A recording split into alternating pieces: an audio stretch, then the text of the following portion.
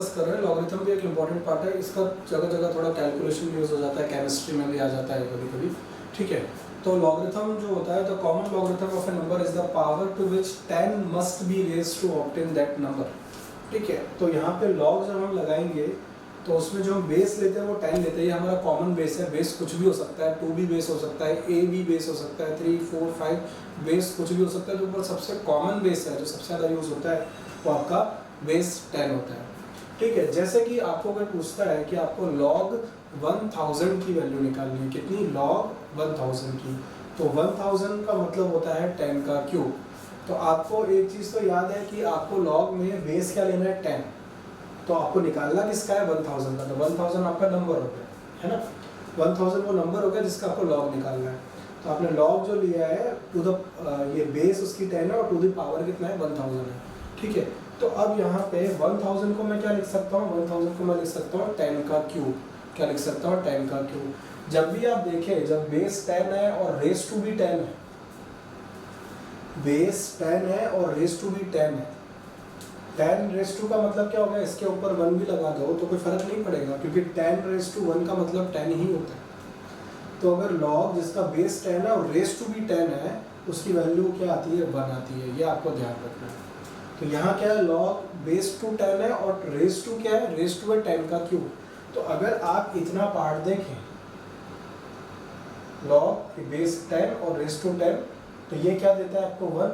तो इतना पार्ट आपको सोल्व होकर देगा 1, और उसके ऊपर क्या है? क्यूब। तो 1 का क्यूब क्या आएगा? 1। ऐसे ही 100 का निकालना है तो आप log लिखेंगे to the base 10 raise to क्या? 100 का निकालना है आपको। ठीक है, तो log टू द बेस 10, 100 का मतलब क्या हो गया? 10 का स्क्वायर। तो आप जो ये पार्ट देख रहे हैं इतना, log to the base 10 raise to 10, ये तो आपका क्या हो गया? 1। उसके ऊपर क्या? 2, तो ये हो जाएगा 1 का क्या? स्क्वायर। तो आंसर क्या आएगा? 1। क्लियर है?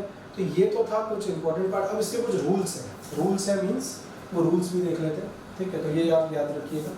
ठीक है, वो रूल्स क्या है कि जैसे कि आपको दे रखा है log, यहाँ पे बेस क्या लिया है? a, और 2 नंबर है m और n। ये m और n कुछ भी हो सकते हैं। जैसे आपको दे देते हैं कि log, है ना, a, जैसे m आप ले लीजिए 2 और n आप ले लीजिए 3। तो log a और ये क्या है? mn, जैसे 2 × 3, है ना। तो इस तरह से लिख सकते हैं। ठीक है, तो इसको लिखने का तरीका हो जाता है log a 2 plus log base क्या है? बेस है आपका a और क्या है? 3। मतलब जो अलग अलग नंबर है वो प्लस में आ जाते हैं। ठीक है, log बेस क्या है? a m plus log base क्या है? a रेस टू क्या है? m। अगर आपका ये क्या है? mn है। तो जैसे कि आपका log क्या है? log, जैसे आपको ऐसा बोलता है कि कोई log to the base 2 × log a, है ना, टू द बेस क्या है? 3, है ना। तो इसको आप क्या लिख सकते हैं?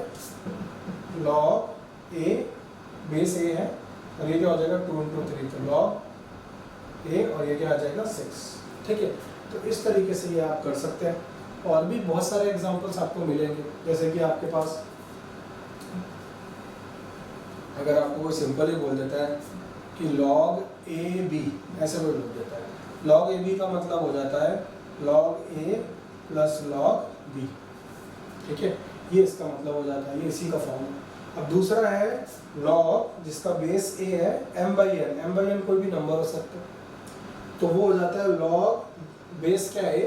रेस टू m माइनस हो जाएगा, यहाँ प्लस नहीं आएगा। जब डिवीजन में होगा तब क्या हो जाएगा? माइनस।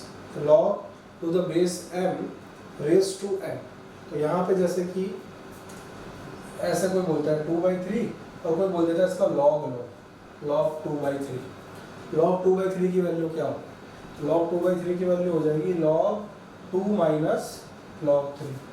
अब आप सोच रहे हो log का एक टेबल आता है, वो दिया जाता है, वो याद नहीं करना होता। उस log के टेबल को स्टडी करके हम log 2 की वैल्यू लिखते हैं, log 3 की वैल्यू लिखते हैं, और दोनों को अलजेब्रिक एक्सप्रेशन से सोल्व करके वैल्यू निकाल लेते हैं। सिंपल है, log 2 की वैल्यू कुछ होगी, log 3 की कुछ होगी, माइनस करके log 2/3 की वैल्यू आ जाएगी। अगर आप log कोई आपको नंबर देता है, जैसे कि आपको नंबर दिया 16/3, आपको कोई बोलता है इसका log निकालिए, तो लॉग आप करेंगे तो लॉग क्या आएगा, लॉग 16 माइनस लॉग 3। तो लॉग 16 की वैल्यू आप टेबल में से देखेंगे लॉग 3 की, और आप उसमें से वैल्यू निकाल लेंगे। तो इस तरह से आपका लॉगरिथम आपका सोल्व हो जाता है। पर अभी और भी चीज़ें हैं बताने के लिए, वो ये है कि ये तो लॉग है, जैसे कि आपने लॉग ए, ये मैं वही बता रहा हूँ जो 10 वाला बताया था। लॉग बेस क्या है ए, और ए रेस टू क्या है एक्स है। तो जी ये वाला जो पार्ट है ये आपको देगा 1, जैसा आपका था ना लॉग 10 रेस टू 1। यहाँ पे ए की जगह मैंने 10 ले लिया, एक्स की जगह 1 ले लिया, तो आंसर क्या आएगा, 1 ही आएगा, जो इसकी पावर होगी। ये कुछ चीज़ है। अब आपको चलो ये तो एक चीज़ बता दी, पर अगर आपको कोई बोलता है कि लॉग, ठीक है, ए बेस और बी रेस टू क्या है एक्स, अब क्या होगा, क्योंकि ए और बी तो अलग अलग है।